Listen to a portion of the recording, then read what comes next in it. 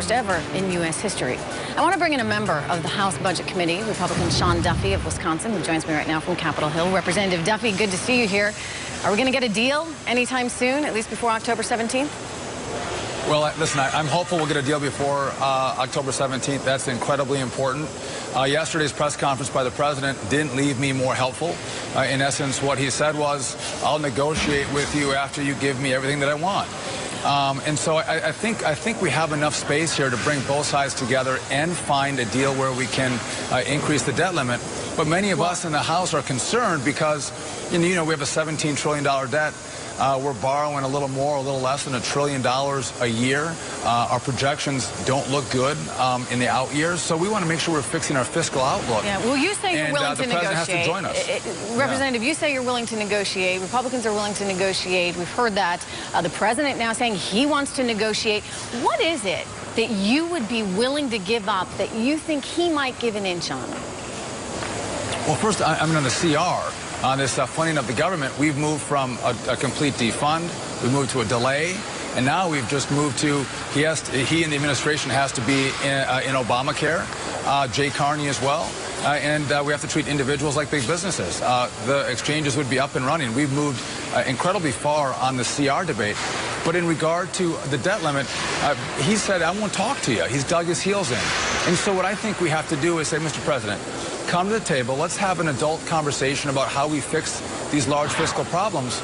And if he does that with us, I think we can find an agreement. You know, Representative Duffy, I just want to share with the viewer what the president did say yesterday. He said, hey, look, I'm here. I'm willing to negotiate. I do it all the time in my marriage. Take a listen to this. I have flaws. Michelle will tell you. One of them is not that I'm unwilling to compromise. I've been willing to compromise my entire political career.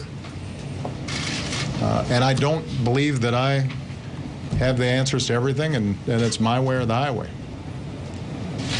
But I'm not going to breach a basic principle that would weaken the presidency, change our democracy, and do great damage to ordinary people, just in order to go along with what the House Republicans are talking about. Representative Duffy, he says he knows how to compromise. What is it that he could offer you that would help reach a deal? But first, what he's saying is he doesn't want to negotiate over the debt limit. He said that's going to breach a long-standing history in American politics, and that's not true. You know, a couple years ago, is there anything that he can offer? I mean, anything that would get it done? Yeah, I think we could work on tax reform. I think we could work on entitlement reform that could get this done. There's a lot of space here. We can talk about energy. Let's start to grow our economy through our energy expansion.